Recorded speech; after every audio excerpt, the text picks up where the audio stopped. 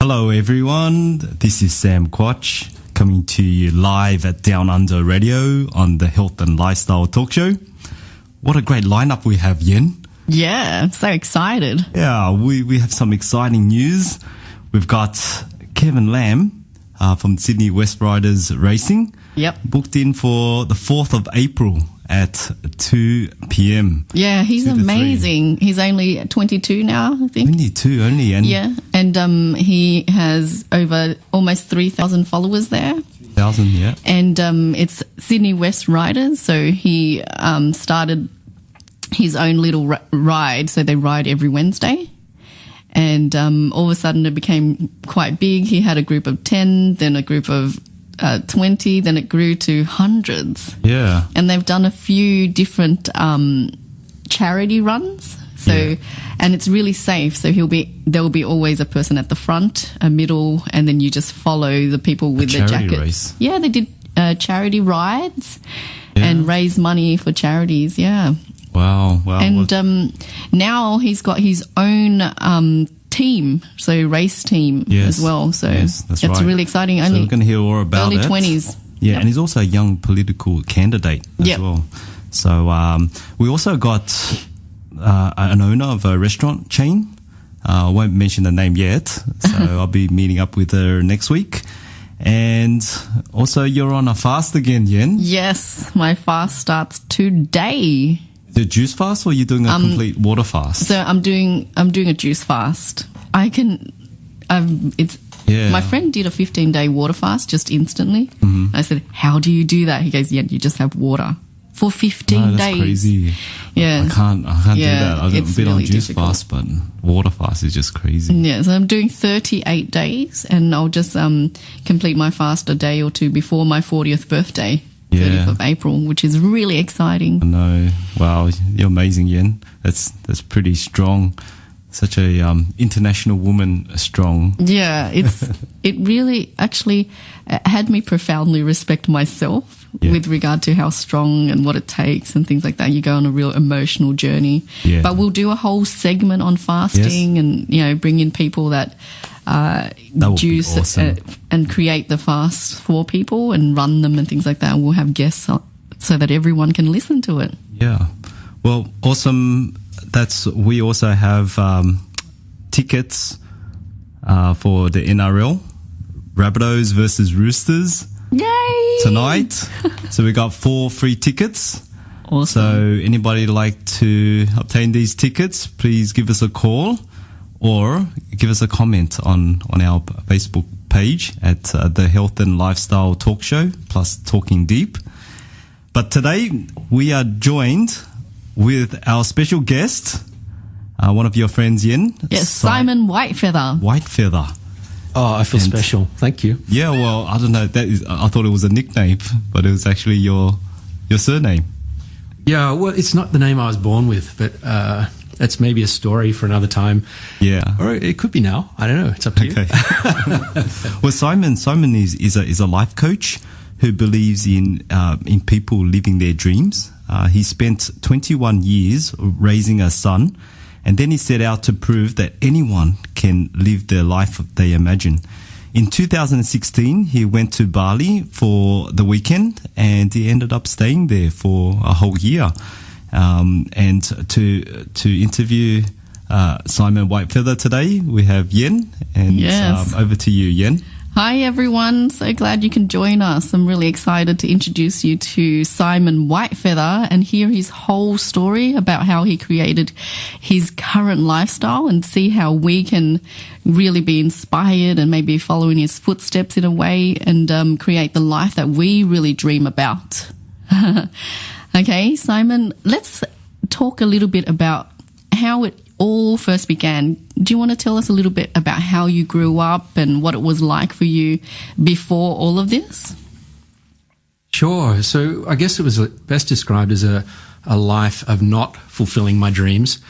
I had, like many people, lots of goals and aspirations and had them knocked down. And the first thing that really comes to mind when I think about that is buying like this executive suitcase when I was in year 6 at school.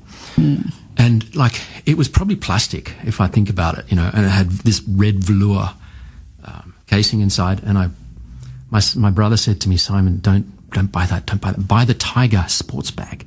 You know, it's going to be cool. It's going to fit in.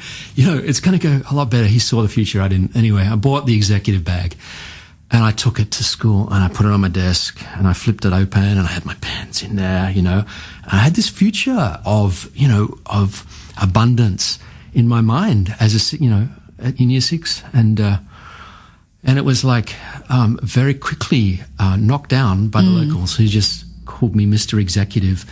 And I kicked that bag all the way home that day. I was like crushed. So that was your defining moment. Well, that was the day I gave up my financial future. Well, it's great that you can see it now, you know, like we can all look back in our life, like as young children, we always have those aspirations, those dreams, and there's always a moment in time that if we really look back, we can see when we stopped dreaming.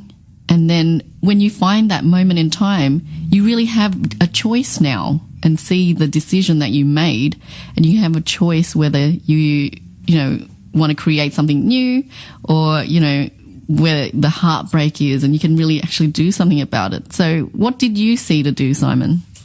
So that's actually what took me to Bali. I went and did this course to help with the business with this guy called Roger Hamilton, who's a really clever guy with some really interesting ideas about how people work best together.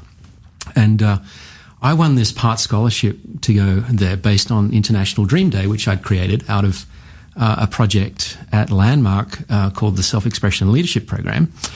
And it was all about, you know, how do I turn my past into the promise of a future?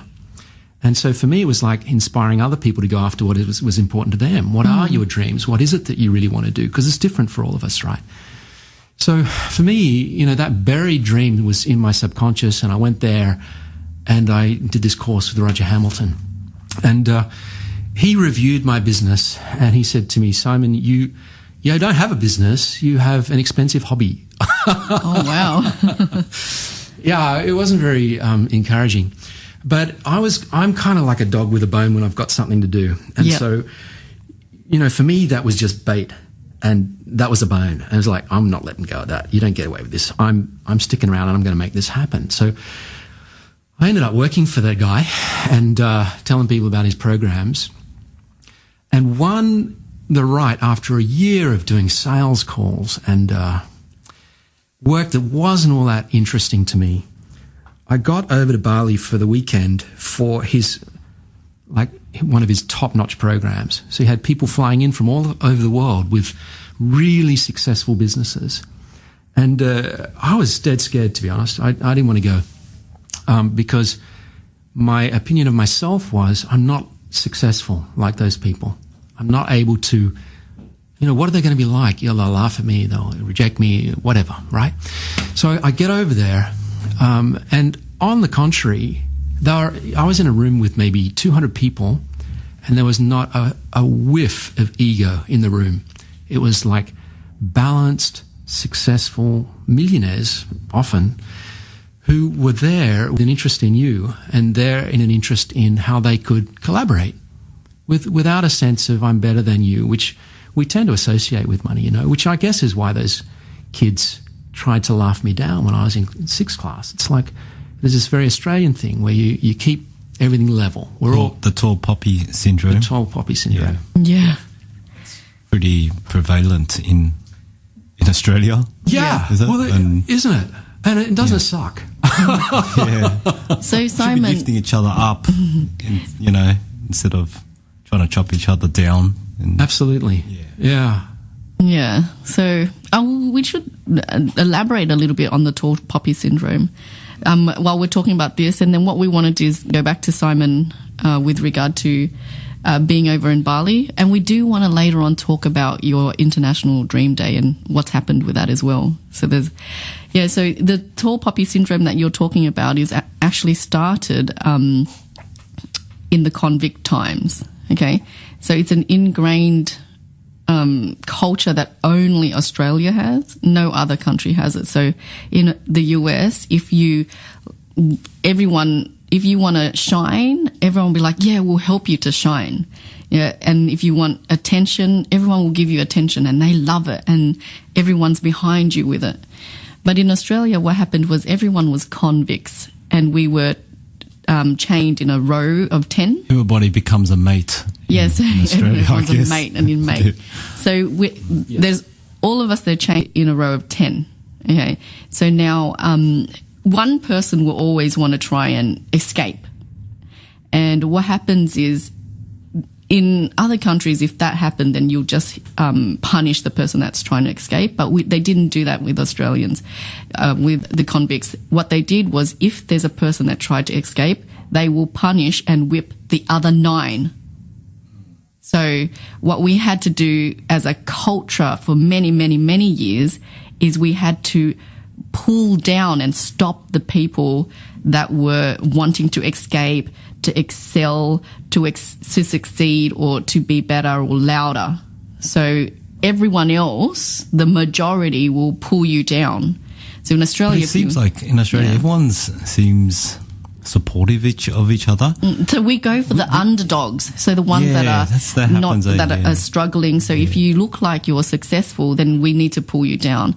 But we are starting to notice it a bit more, and we're really trying to. So what's the difference with the Australian way and the tall poppy syndrome? I think there might be. It's the same. There's a clash there. So what happens is everyone if you're successful, which is like one person, then everyone will try to cut you down just to try to keep you level. That's it.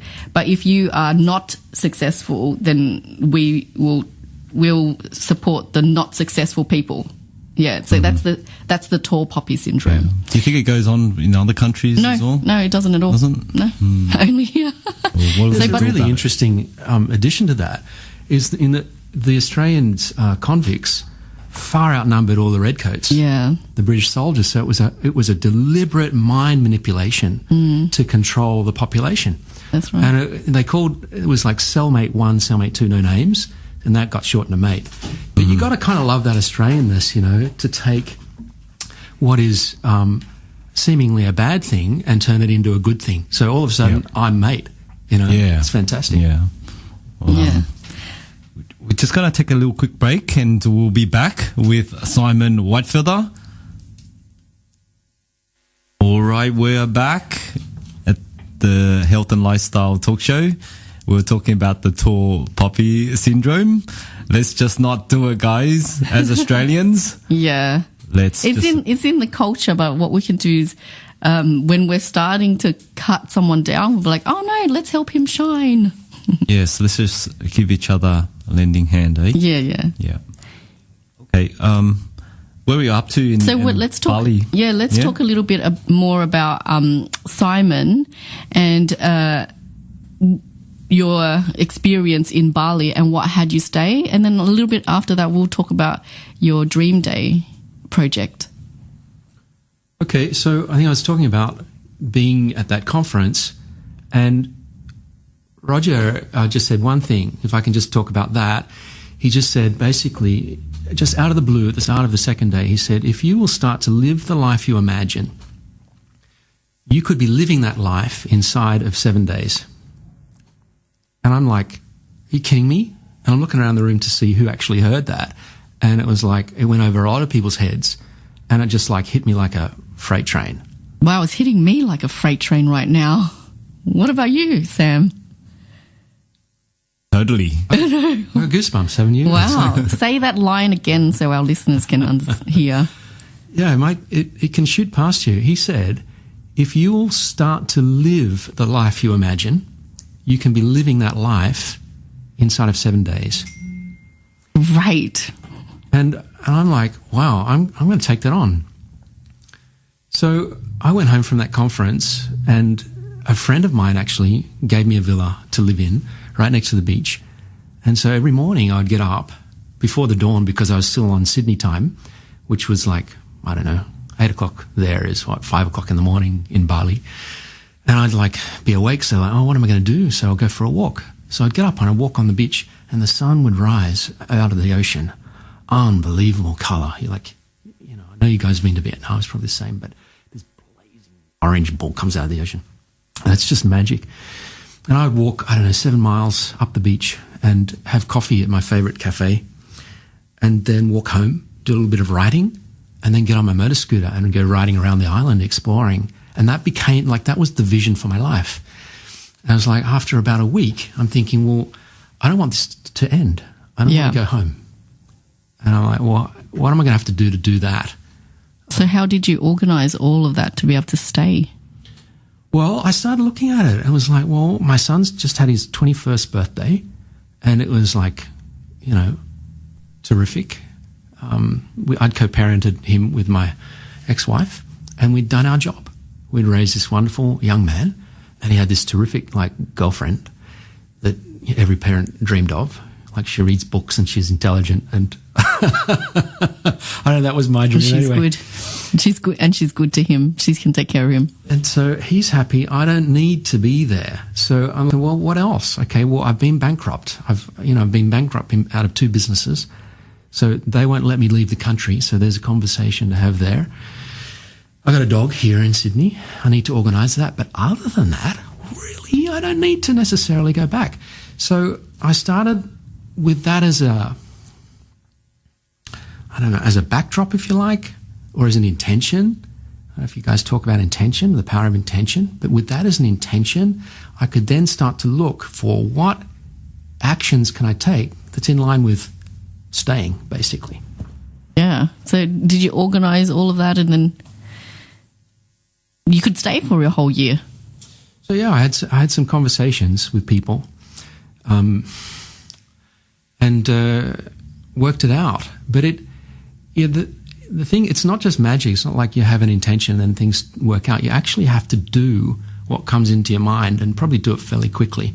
So I had an idea to talk to someone at the place where I'd been at the conference. I had an idea I could contribute to them. And so I spoke with the manager there and she started saying things like, well, we could use it for this and well, we could use it for that. And, actually we could give you some accommodation and we could pay you in a different way because, you're not allowed to work in Bali, so we can pay you. You can work for us in Singapore and stay here. And we basically worked it out. So great. Yeah. That's amazing. Oh, and then you could stay there. We all want to do that. Almost. Yeah. Yeah. I mean, to travel for a whole year, I've never done that. Yeah. Well, I was throwing up in the toilet for an hour before that conversation. Seriously, because I really wanted it. And I think that's the thing for all of us. We feel like the things that we most want, we can't have. But the truth is, that's a lie. And if we'll either buy into it and agree with it, and that's the action we take, or we will say, no, I say, this is what I want for my life. Take the action, and remarkably things turn out. So you heard the message that if you have it in your mind, within the next 7 days, you can bring it into your reality. Is that? Yeah, and in fact, that's what happened. Yes. Yep. Beautiful. Wow. That's amazing. It is. I think what I hear, Simon, is you had fear riddled through you, but you still took the action. Yeah, I was scared stiff. Yeah. And I said to Simone, who was the manager, I said, look, I don't normally talk this way, but this is what I want. And I was almost staccato in getting the words out. But it was still, I'm going to say this, I'm going to do this. Like, I was just determined. And I could have a laugh, you watch yourself. And we're sitting down this beautiful place. It's like, what am I talking about? I'm at this wonderful cafe looking over the ocean. I'm in Bali. And she's listening to me. Just say it, But, that's the thing with fear. You feel it, but taking the action, like you say, Yen, is the requirement. That's so great. Well, what would you say to people listening who are dealing with stuff in their life right now and for whom this is like they think it's impossible? What would you say to because that's exactly it. Because I still listening right now, and my mind is saying, okay, you did that. How am I going to do that? I still can't find the access to how to be able to do that for me. So, what coaching would you give to people that are listening that they could do? So the thing is that we dismiss the ideas that come to us. So when we want something and we say to ourselves, here's something that I could do, the first thing our mind does is dismiss it. So let's say, what do you want to do, Yen? Travel. Okay. So I say to you, okay, so what comes to mind when you want to go traveling? What could you do about that? What comes to mind, or stops come to mind. So I think right now, I have my businesses. I can't leave. I haven't organized my finances. I have my brother's wedding coming up. Like, I have all these things booked. I can't just leave my life and go for a year. Yeah. The main thing is I would love that, though. Support yourselves over there. Yeah. Well, that's right. So all of these questions come up, and all these reasons why you can't do it is immediately what comes up. But if you think about it, what Roger was saying is if you will start to live it, so let's say you want to go traveling, then you will start to look for where you want to go. So it starts small. You just take one step. And as soon as you take one step, another thing shows up. So you never see, the thing about the journey is you never actually see a whole series of steps. You just see one. And you have to have the courage to take the next step in front of you, the first thing that occurs to you, and do it soon, because as soon as you dismiss that, your subconscious mind is saying, okay, well, we're not going there then. Yeah. Because we're the director of our lives. What we have, and it's a horrible thing to find out and sometimes, but the way that we think and what we choose to focus on is how our life turns out. I mean, what can our listeners do right now to improve their lives? What would you suggest? Well, I always ask people, what makes you happy? So, the first thing that comes to mind, and go do that. So for me, I haven't done yoga in ages, and I've been living at my dad's place, and I'm putting on weight, and he gives me meat and red wine to drink, and it's like, it's kind of heaven, because red wine in Bali is like $60 a bottle, so you only ever buy a glass of that. But it's you can either go with the flow, or you can take charge and say, this is what I want, this is what I stand for, and take a small action, and it's just one. So for me, I found, I had a story, I've got no money for yoga because I don't have any work while I'm in Australia. And then I found this $29 package for a local yoga place on some app. Just turned up because I went looking. When we take the step to look, the answers show up, and it's the action, right? Yeah, I feel like I can do the next step now. Yeah. Yeah, because I want to travel for a year or two, because my daughter's turning 20, and Leah, she's going to be 18 in a few weeks. And I have the thought called, I want to go, but I wanted to go with someone. So I've been trying to look for someone, and that's what stopped me from going. But even this morning I thought, hey, I can go by myself.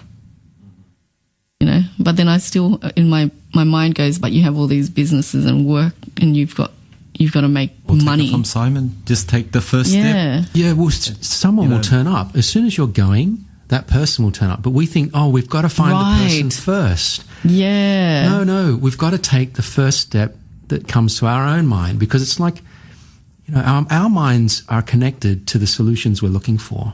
And everyone, that's the thing about coaching, I guess we'll come back to that later, but coaching just explores within an individual the answers that are already within them. It's like that Martin Luther King's quote about taking the steps. You don't have to see the whole staircase. You need to see the first step. Yeah. Exactly what Simon's doing. Yeah, I feel like something inside me has changed a little. Right now. Yeah. Can you feel it? I feel like, and I really like that saying. All right, as an Australian, I support you. Yeah, thank you. Don't tall poppy syndrome me right now. Love it, Simon. Thank you so much for that. That's the best coaching we've got. It was fantastic. Yeah, that's great. Yeah. Well, we're going to take a quick break. Yeah. Okay, and we're going to get back on about his coaching. So we'll talk. What we're talking about, Yen? Yeah, we'll talk next about your dream day. Okay, your little project there, that's amazing.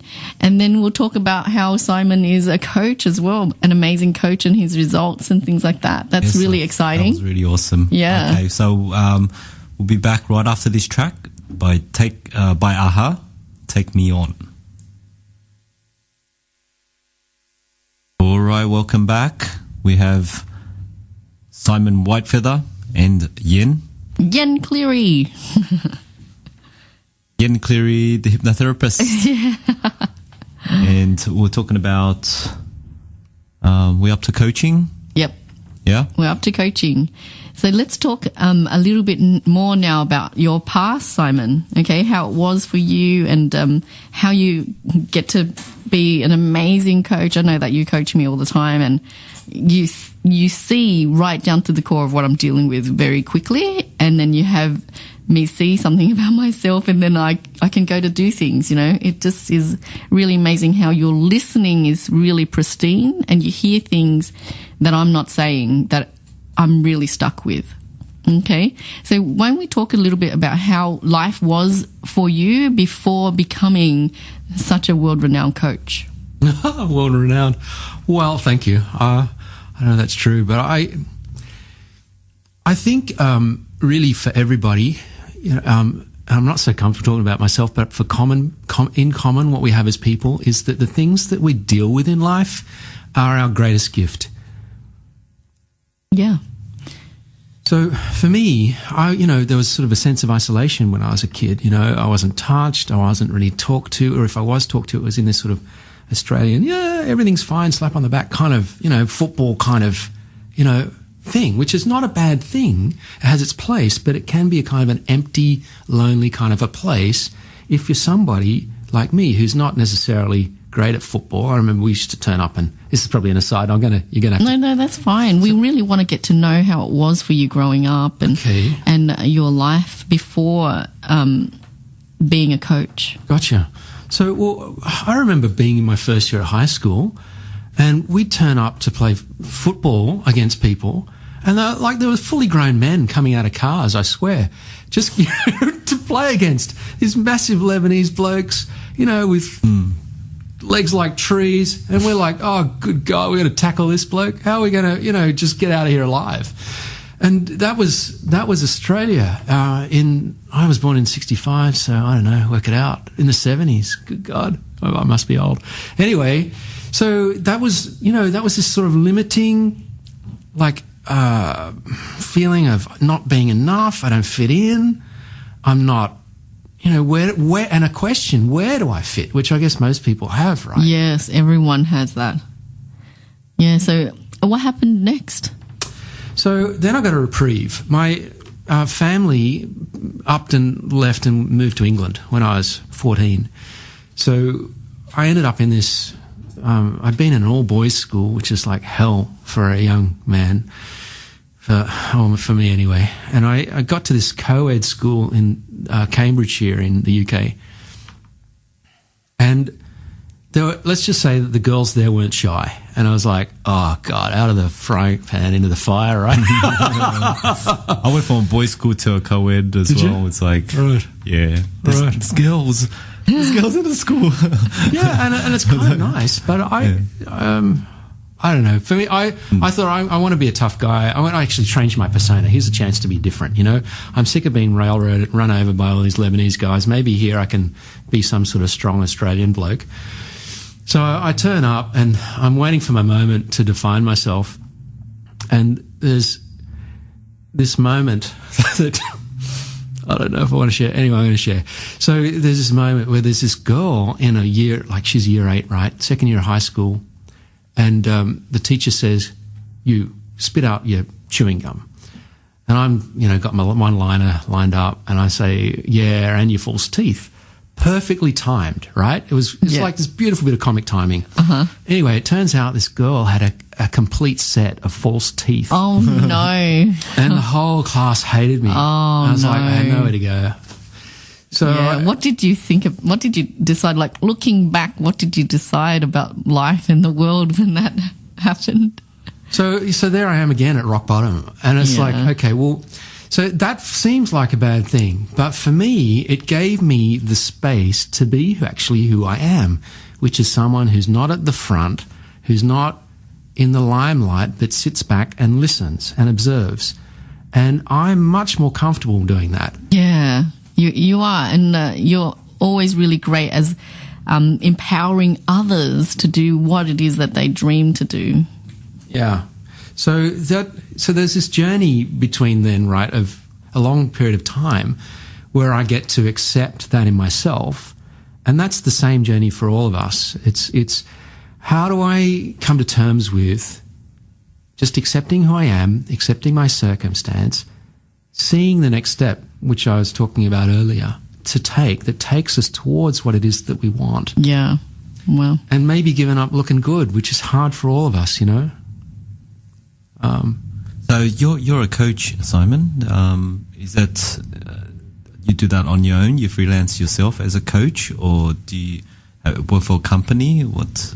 Yeah, well, I joined this online school business. What's it called? The School of Online Business, and they had this a prerequisite that you had to go and do coaching. And I said to them, "Look, I'm not interested. It's really nice of you, but no thanks. Let's just get on with learning about business." And they said, "No, you got to trust this process." And I got into this class about coaching, and that's where I found my home.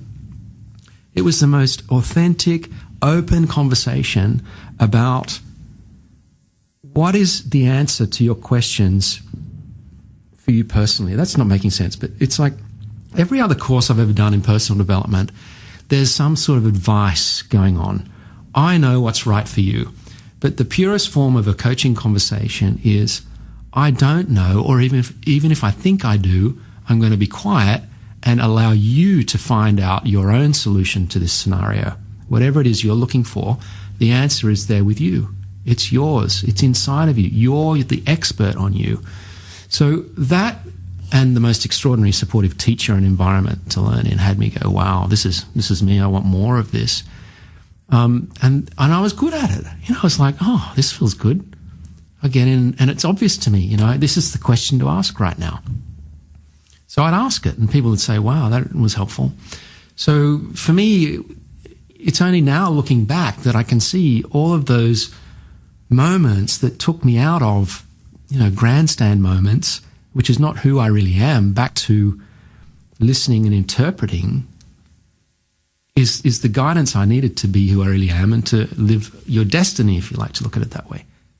That's so great. Do you have any success stories that you can share with us with someone that you've coached? I tend to forget straight afterwards because they get it and then there's nothing more for me to think about. But there's one guy that comes to mind who has PTSD, and he was in his 60s. He'd been an ASIO agent in his younger life and had seen some horrific stuff going on. And it was using a slightly different technique, but he plays in a band with his son, gets out of the house, which he hadn't been able to do. He has joy for the first time in his life. So I think that's a pretty big contrast, you know, to being in the house and not being able to get out to. That's a big deal. Like if you've had that and then to be able to leave the house and then spend time with people and be out in public as well. Yeah. So, you know, it is. For me, it's just about trusting the technique and trusting your own inner voice. So I do that with coaching. It's the same with whatever you want to do.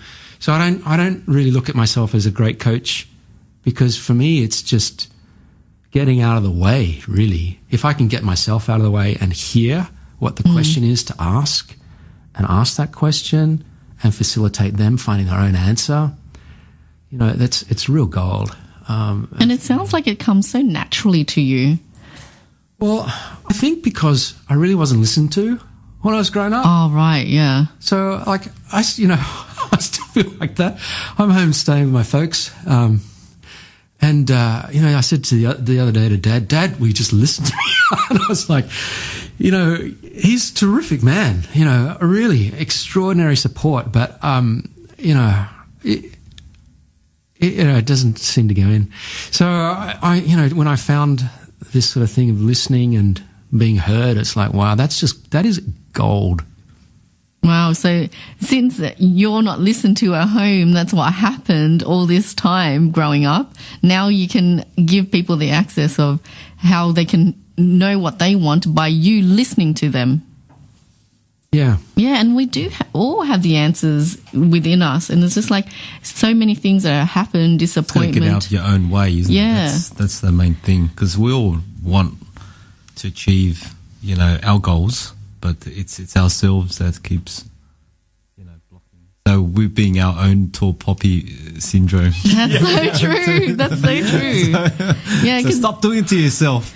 We're blinded by all the things that have happened to us, and we don't know what is there. But you know how when you wake up in the morning, you always feel there's something more, more, and then it's just hard to find. And I guess we are like we're fish in water. So it's our own life. It's not until someone taps you on the shoulder and say, hey, Yen, you're in water, that I know, hey, yeah, there's water here, because we're just in the mess and that's right. the happenings of our own life. Yeah. So that's really great. Fantastic. Yeah. That's great. Can we talk a little bit about the project that you did do? And then maybe share how people can get in contact with you as well if they'd like some coaching. Okay. Well, the project I set up, International Dream Day. What is International Dream Day? Well, for me, it was just connecting people to their dreams and their passions in life again, because we're all so busy, We've got to get up, go to work, and we get home, we're tired, and we bury them. We bury the things that are important to us. So for me, it was like, well, what can I do to actually just try and take one step? So for me, it was just a day to remember what our dreams are. So we just set up this day, which people started. Is there a specific day? Well, it's now called World Dream Day. It turned out there was some other people in the world doing the same day, and I tried to get everyone together. And I met this woman in New York City who was pretty organized, and I don't like organizing stuff, So I was like, okay, well, hand it over. Yeah, baby, you run with it. Yeah. So she runs. Her name's Ozioma, and she's an extraordinary facilitator, and she runs World Dream Day now, and it's going really well. I check in every now and again, but for me, it's now about Okay, so people are connected to their dreams, and this is where I get excited. How can you now facilitate that for people? So I'm working on this. I'm really excited about it. I'm working on this cutting edge technology that's going to be augmented and virtual reality with artificial intelligence built into it to help people coach themselves. Ooh. How does that work? Yeah. How does that work? Well, it's a really good question, right? So, and I don't have all the answers to that, but I have a designer in the UK who I met in Bali doing those courses I was talking about, and another guy who's an amazing organizing guy. So we meet and we talk about what occurs to us as the next step. So it feels like it can take a long time, but if you're committed to something and you're excited, it's like, okay, well, what's the next step for me to take? I'm going to take that. And this designer of mine, unbelievable. She's designed backstage for Coldplay and all kinds of extraordinary things. And her imagination is like unbelievable. Like maybe that's for another day, but I'm excited about that, and we're working out how. Because for me, if I can give to you the source and the access to find your own inner voice, which you might call the small voice of God, and listen to that and take that step forward, rather than all those other voices you were talking about, why you shouldn't do it, your inner critic, your parents' voices, there's a million of them. Yeah, it's like, don't do that. Why did you do that? That was stupid. No, don't try that. That's not on. Yeah, that's the little voice in your head that always cuts you down. Makes that's you your small. Yeah, that's mostly your own in your head, isn't it? Inner tall poppy syndrome that you were talking about, Sam. Yeah, in our own heads. Yeah. Don't blame others doing it. That's right. We're doing it to ourselves. Yeah. But no, that's fantastic. So it's mainly happening in our own thoughts. But your role as a coach, what do people need a coach? I mean, if you can give that suggestion to people that they can go out and just take that first step. But as a coach, how can you help? Well, I guess the thing about coaching is that we tend to want to do things on our own because we're sick of other people telling us what to do, right? So it's like, I'll take it from here. Thanks, everybody. For one thing in my life, I don't know about if that rings a bell for you. That was me. So the thing about coaching is it's another voice, and it's also another ear, because we're often caught up and we can't, like Yen was just saying, we don't know we're in the water because we're in it. We can't see the solutions for ourselves. But when you have an external ear, an external eye, and another brain, or somebody walking with you, if you like, you could look at coaching as that. It's someone to partner with you in whatever it is that you're... Yeah, because we can't see the things that we're doing, and our coach is that source where, they can see what we can't see. Yeah. Right? Yeah. And that used to happen someone would tell you it, oh, you're doing this, which is a little bit harsh at times.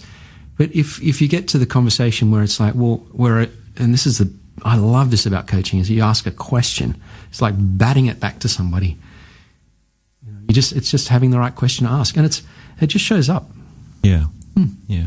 And a lot of the times it's telling the person what they already know for themselves as well. Yeah. Yeah. Well, they just can't see it, and then a light goes off. It's like, oh, and then it's all along. It's exciting. But they just didn't do it. Yeah. Yeah. It's like, oh, that, right, of course. Why didn't I see that? Right. Yeah. And off they go. That's it. Yeah. Yeah, that's so great. Wow. Okay, so anything else you'd like to tell our listeners? I guess I really want to say is, believe in your dreams. Don't give them up. There's a song I was listening to today called Up and Up from Coldplay. Go listen to that. It's awesome. And in fact, they've got a whole album called Field of Dreams or something like that.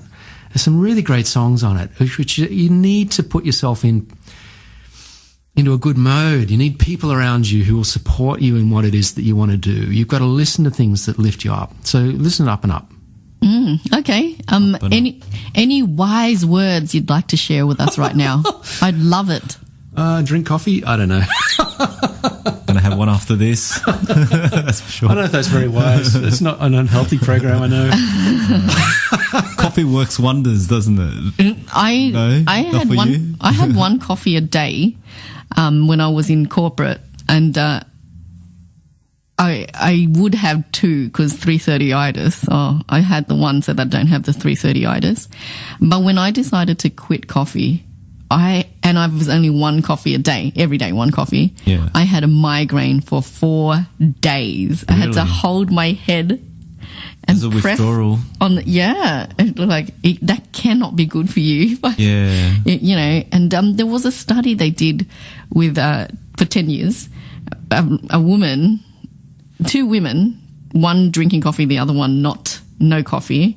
There's a big difference. When I saw that research, I'm like, whoa, I'm not having coffee again. What was the difference? So many things. Like, all her organs were really sluggish and slow.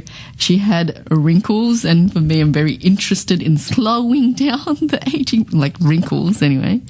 And but coffee... There are good things about coffee as well. It stops... it keeps your memory good.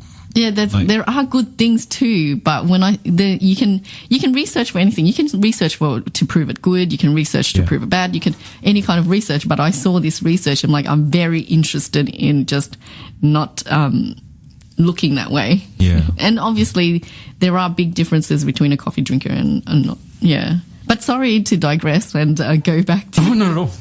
You just gave us coaching called drink coffee. Okay. No, I can have one every now and then. Coffee tastes amazing. I love it. I guess what I'm trying to say is don't try to be perfect. Yeah. Like as soon as you try and go all out for something and not make a mistake, you kind of screw things up for yourself straight away. Yeah, that's true. You've got to be compassionate for yourself. And it's like, okay, so I screwed it up. Next step again. Just get back on the horse and never give up. That's the last line of that song, Up and Up. Yeah. Oh, I just heard something now when you shared that with me. I just heard, fail and fail fast. Okay, so that you can learn from them. And also the other saying is 1 in 10 businesses fail. Like 1 in 10 businesses are successful. 1 in 10. And Robert Kiyosaki is saying is, if there's 1 in 10 that is successful, go fail with the 9. Like, fail quickly before you find the 1, Yeah. So, Simon, thank you so much for being here. I know it took you a long time to get here, and all our guests travel distances to come out to Liverpool here. Yes, all the way to Down Under Radio. That's right. So thank you so much for your time. We really appreciate it. I got so much from it. Sam's got a big smile on his face. Absolutely, yes. I got something from that. Yes. And taking that first step. Exactly. Just do that removing all the things. Yeah. That's in the way. And International Dream Day, like I have dreams. I want to just take that one step to do what it is I want. Okay. Also, if you'd like to share, how would people, our listeners, get in contact with you? Are you Simon Whitefeather on Facebook or? Yeah, I'm Simon Whitefeather on Facebook. I've got someone told me the other day, you don't have a very good online presence. So it's, that's your word of mouth. That's the best way. This is a start right here. Yeah. I created my own website, and it's you can find me at destinycoaching.org. Destinycoaching.org. Yeah. Great. So the word destiny comes into it is that I believe that if you'll take the journey from what it is that seems like the worst thing in your life and allow it to turn into gold, that's your destiny. It's you want to find out, you don't know what to do with your life, just start looking at everything that's gone wrong. That might sound weird, but don't do it for too long because it's depressing. But there are paths to take if you'll go through that and you'll just take the next step that occurs to you. I promise you, it will turn out to be gold and you'll be a blessing to people. I think that's really great. I just, like the next step that occurs, sometimes it's not the right one, then I get really scared. And I just hear that if we have a coach, the coach will always see for us. No. Sorry.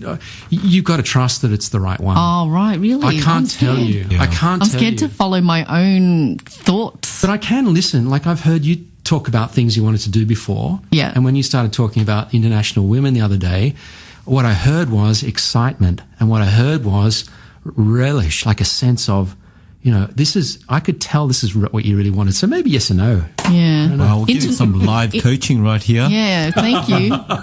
International this is Women a taste of what you'll get. International Women scares the bejeebers out of me. You already put it out there. Yeah. You got to complete it now. Yeah, International Women, we're going to go for it. Well, you should see us smiling, everybody. It's just like, it's so beautiful. Someone should get a camera here right now.